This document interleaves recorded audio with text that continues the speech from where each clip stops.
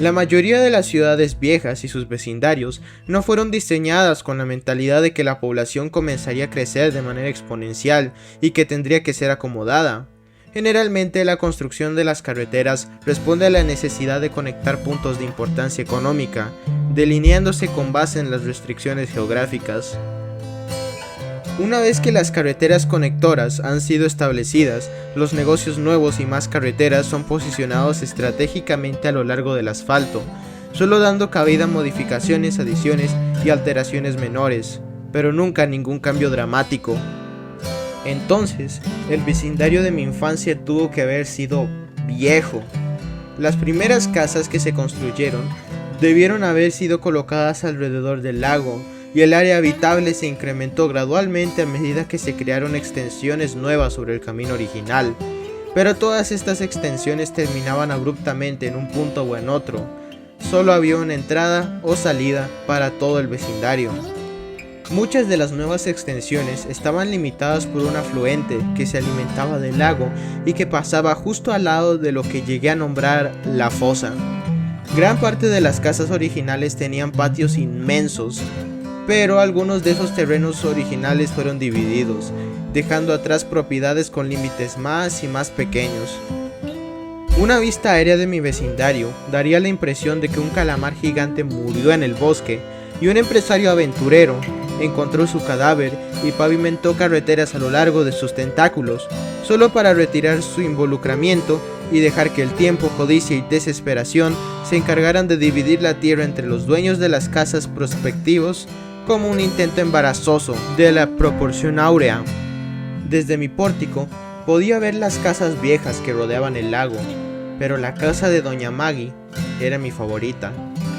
Ella tenía, según recuerdo, cerca de 80 años de edad, pero a pesar de todo eso, era una de las personas más amistosas que he conocido. Tenía una melena de rizos blancos y siempre vestía con vestidos claros de patrones florales. Nos hablaba a Josh y a mí desde su pórtico trasero cuando estábamos nadando en el lago y siempre nos invitaba a comer bocadillos. Decía que se sentía sola porque su esposo Tom estaba afuera por negocios, pero Josh y yo siempre rechazábamos su invitación, pues por más amable que Doña Maggie fuera, había algo raro en ella. De vez en cuando, mientras nadábamos, nos decía: Chris, John, son bienvenidos aquí en cualquier momento. También podíamos oírla diciéndonos lo mismo cuando caminábamos de regreso a mi casa. Doña Maggie, como muchos de los dueños de las casas más antiguas, tenía un sistema de irrigación que funcionaba mecánicamente, pero en algún punto con el transcurso de los años, su temporizador se debió de haber roto. Sus regaderas se encendían en varias ocasiones durante el día y a veces incluso durante la noche, todo el año. Aunque nunca hacía tanto frío como para que nevara mucho en invierno, en numerosas instancias salía por la mañana para ver el patio frontal de Doña Maggie, transformado en un paraíso ártico surrealista por el agua congelada. Todos los demás patios se mantenían esterilizados y secos por la escarcha cortante del frío del invierno.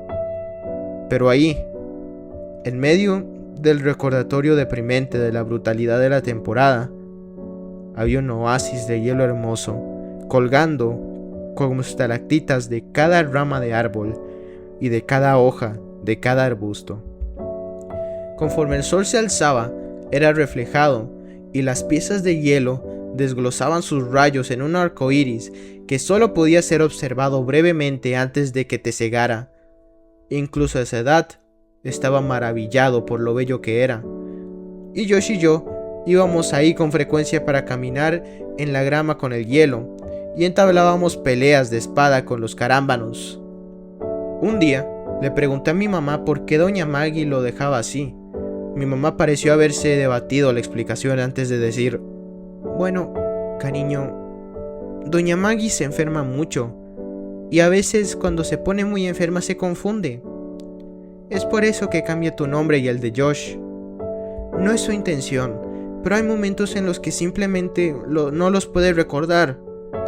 Vive en esa casa solas, así que está bien si quieres hablar con ella cuando nades en el lago, pero cuando te invite adentro debes seguir diciendo no. Sé cortés, no vas a herir sus sentimientos. Pero se sentirá menos sola cuando su esposo vuelva a casa, ¿verdad? ¿Por cuánto tiempo estará en sus viajes de negocios? Parece que nunca está acá. Mi mamá se vio un tanto agitada y pude notar que estaba muy triste. Finalmente, contestó. Cariño, Tom no volverá a casa. Tom está en el cielo. Murió hace muchos años, pero Doña Maggie no lo recuerda. Se confunde y lo olvida, pero Tom no volverá a casa. Si alguien se mudara con ella, podría llegar a creer que es Tom. Pero él se ha ido. Tenía 5 años cuando me dijo eso, y por un tiempo no lo entendí del todo. Me sentía profundamente triste por Doña Maggie. Ahora sé que Doña Maggie tenía Alzheimer. Ella y su esposo tuvieron 2 hijos, Chris y John. Los dos trazaron un plan de pagos con las compañías de utilidades y se encargaban del agua y electricidad de Doña Maggie. Pero nunca la visitaban. No sé si algo pasó entre ellos, o si fue por la enfermedad, o si solo vivían lejos, pero nunca venían. No tengo idea de cuál era su apariencia, pero había momentos cuando Doña Maggie debió de pensar que Josh y yo lucíamos como ellos dos cuando eran niños. O quizá veía lo que algunas partes de su mente estaban tan desesperadas por ver, ignorando las imágenes transmitidas por su nervio óptico y mostrando solo un momento lo que solía ser. Es hasta ahora que me doy cuenta de lo solitaria que se debió sentir. Durante el verano después de Kinder, antes de los eventos de globos, Josh y yo nos habíamos dado la tarea de explorar el bosque cerca de mi casa, al igual que el afluente del lago. Sabíamos que los bosques entre nuestras casas estaban conectados y pensábamos que sería genial si el lago cerca de mi casa estaba conectado de alguna forma al arroyo en torno a la suya. Así que nos propusimos descubrirlo. Íbamos a hacer mapas. El plan era hacer 2 mapas separados y luego combinarlos. Haríamos un mapa explorando el área cerca del arroyo y haríamos otro siguiendo el flujo del lago. Por las primeras semanas salió muy bien. Caminábamos por los bosques a un lado del agua y nos deteníamos cada tantos minutos para ampliar el mapa. Y parecía que ambos mapas se entrelazarían cualquier día. No teníamos las herramientas necesarias para el trabajo, ni siquiera un compás, pero tratábamos de improvisar. Tuvimos la idea de empalar la tierra con una rama cuando llegáramos al final de una aventura. Puede que hayamos sido los peores cartógrafos del mundo.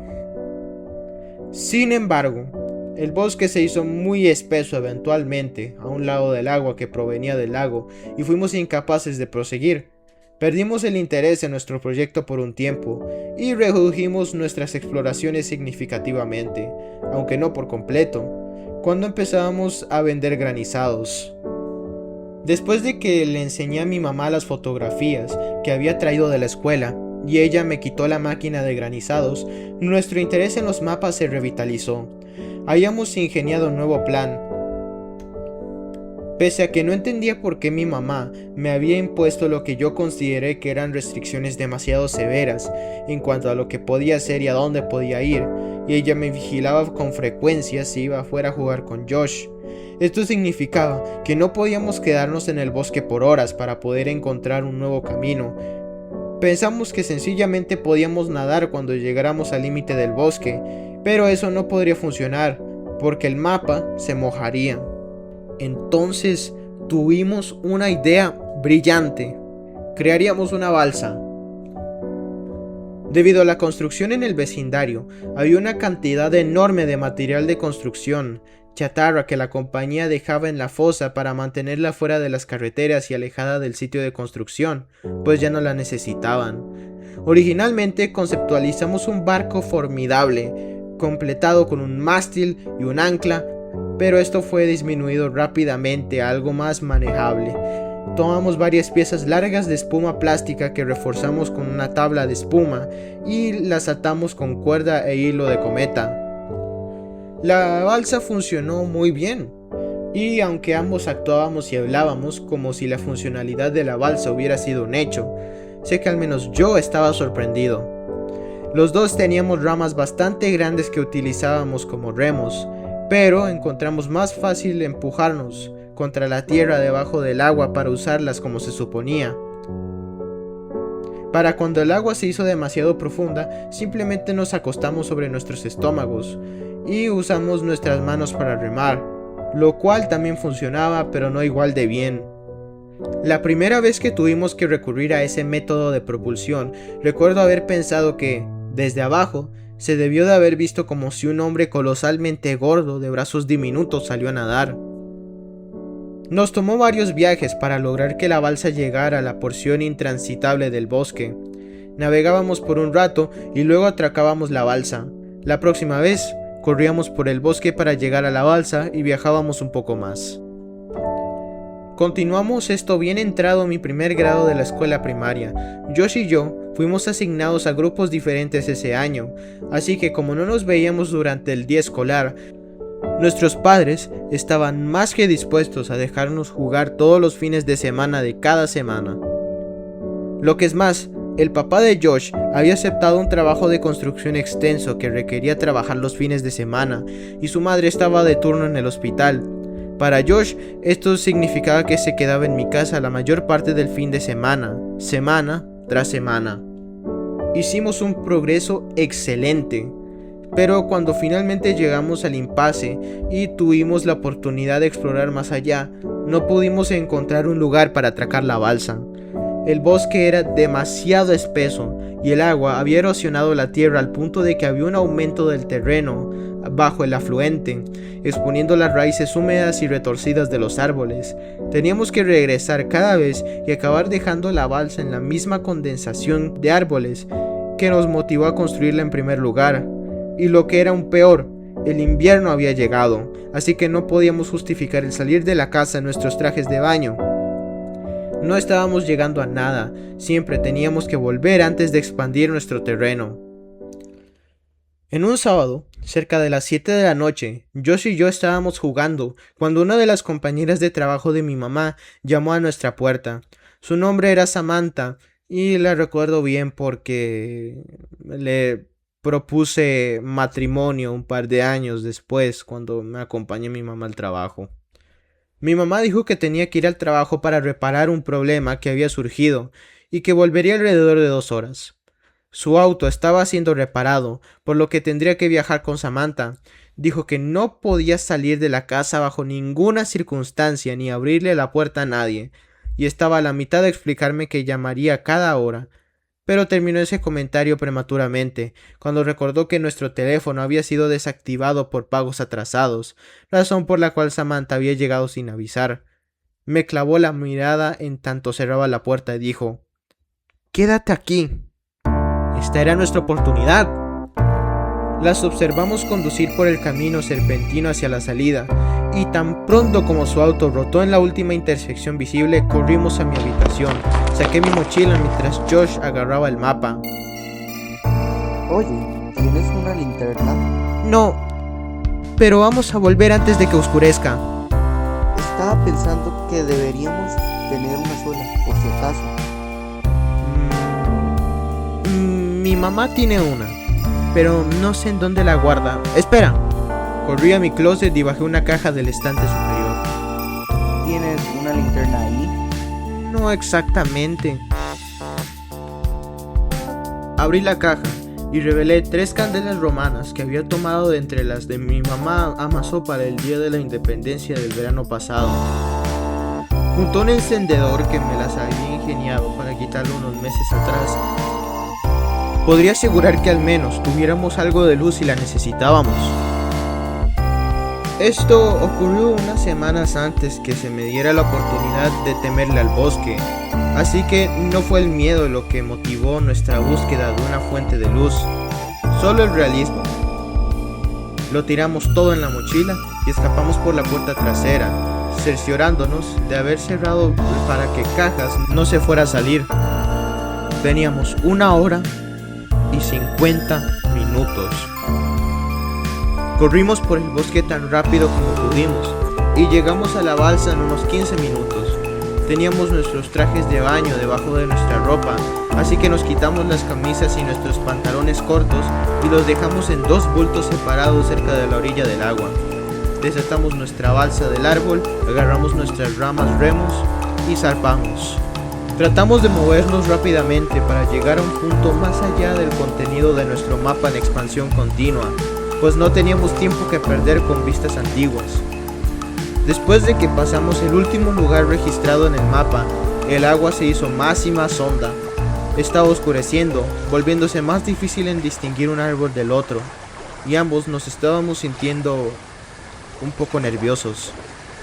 Remábamos velozmente con la intención de ahorrar tiempo, pero esto generaba mucho ruido conforme nuestros remos disolvían la tensión de la superficie del agua.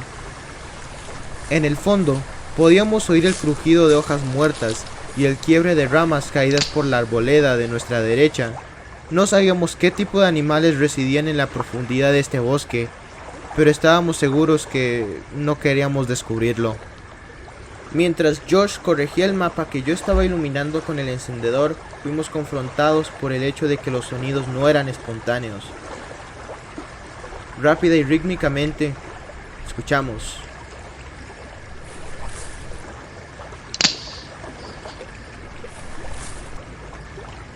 Parecía estarse distanciando de nosotros ligeramente, insertándose en la espesura más allá de nuestro mapa. Se había vuelto demasiado oscuro como para que viéramos. Había juzgado mal por cuánto tiempo persistiría el sol. Nerviosamente, llamé. ¿Hola?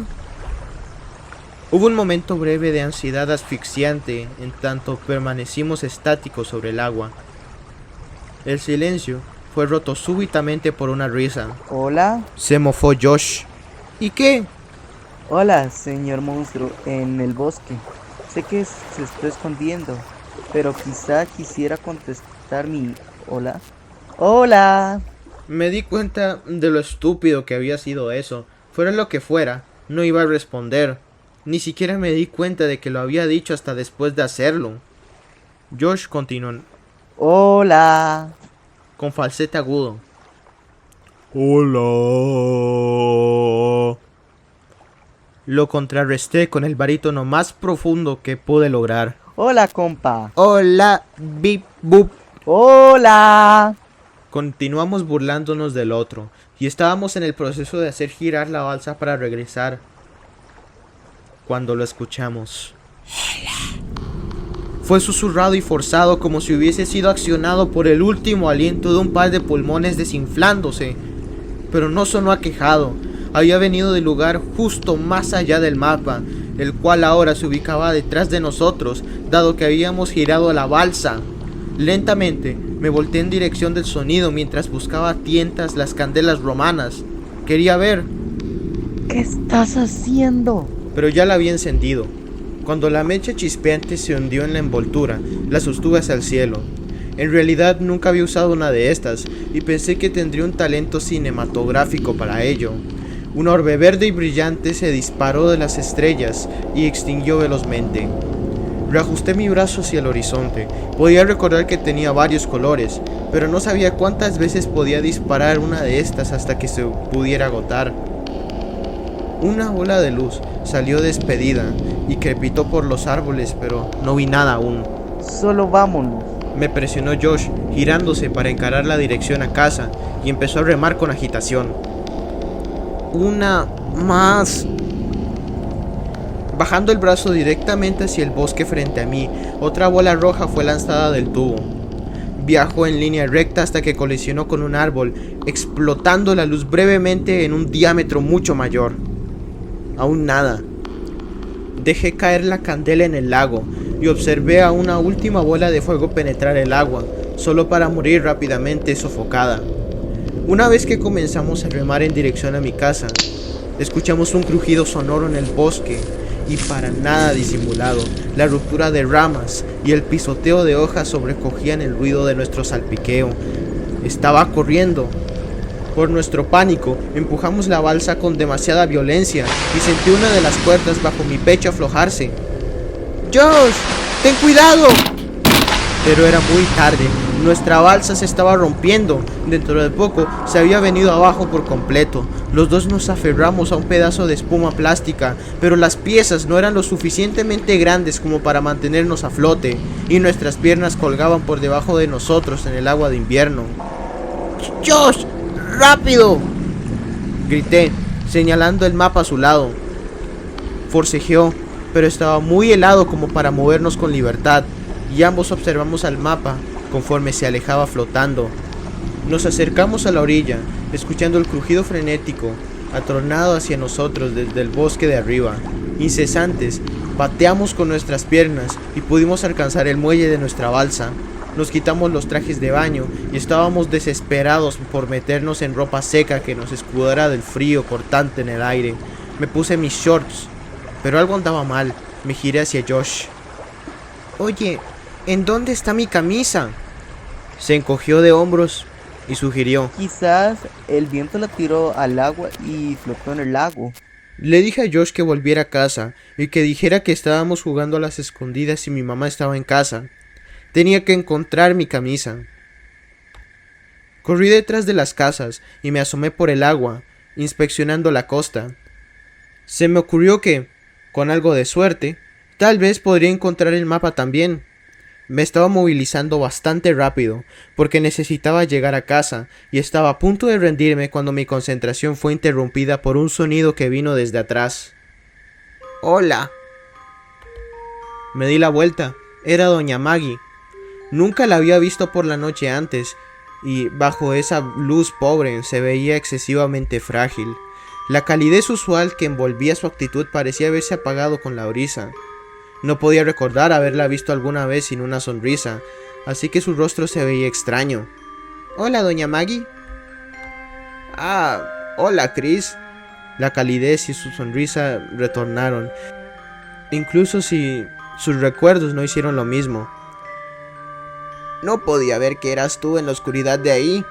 Bromeando, le pregunté si me iba a invitar a comer un bocadillo, pero dijo que quizá en otra ocasión. Estaba muy ocupado buscando mis cosas como para prestarle atención realmente, pero sonaba feliz, así que no me sentí mal. Dijo otro par de cosas más, pero tenía prisa. Le dije buenas noches y corrí por su acera hacia mi casa. La podía escuchar detrás de mí, caminando por su jardín congelado. Llegué unos minutos antes que mi mamá, y para cuando ella llegó, Josh y yo ya nos habíamos cambiado de ropa y calentado. Nos habíamos salido con la nuestra, a pesar de que habíamos perdido el mapa.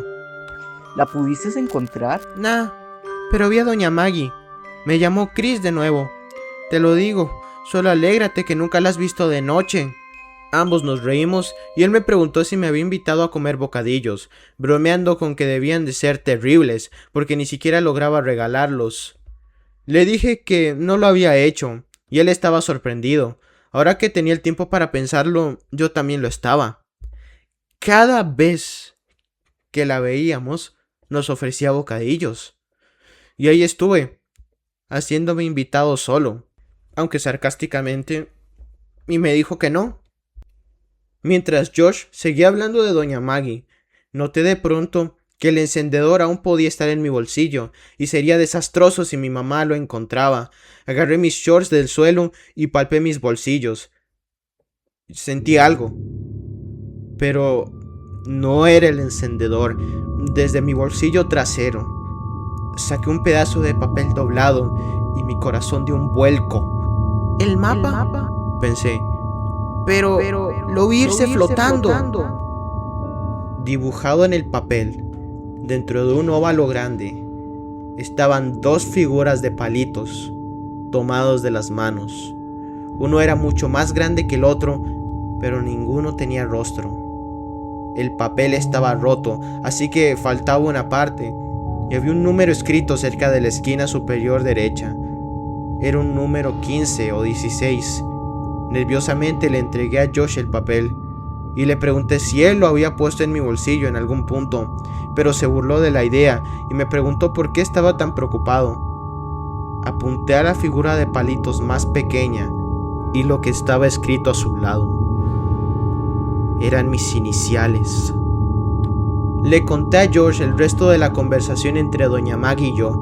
Siempre había atribuido el intercambio extraño a su enfermedad, hasta revisitar los eventos en mi mente, todos estos años después. A medida que lo analizo ahora, regresa el sentimiento de tristeza profunda evocado por doña Maggie, pero es magnificado por una sensación amenazadora de desesperanza. Cuando reflexiono acerca de lo que trató de decir con "quizá en otra ocasión", sabía lo que había dicho, pero no comprendí lo que significaba. No comprendí lo que sus palabras significaban semanas después, cuando observé a hombres con trajes anticontaminantes anaranjados, cargando lo que pensé que eran bolsas negras de basura desde su casa. Aún no lo comprendí cuando clausuraron la casa y la cercaron poco antes de que nos mudáramos. Pero ahora lo entiendo. Entiendo por qué sus últimas palabras fueron tan importantes, incluso si ni yo ni ella nos dimos cuenta en aquel momento. Esa noche, doña Maggie me dijo que Tom, su esposo, había vuelto a casa, pero ahora sé quién se mudó ahí realmente. Al igual que sé por qué nunca vi el cuerpo de doña Maggie siendo trasladado en una camilla.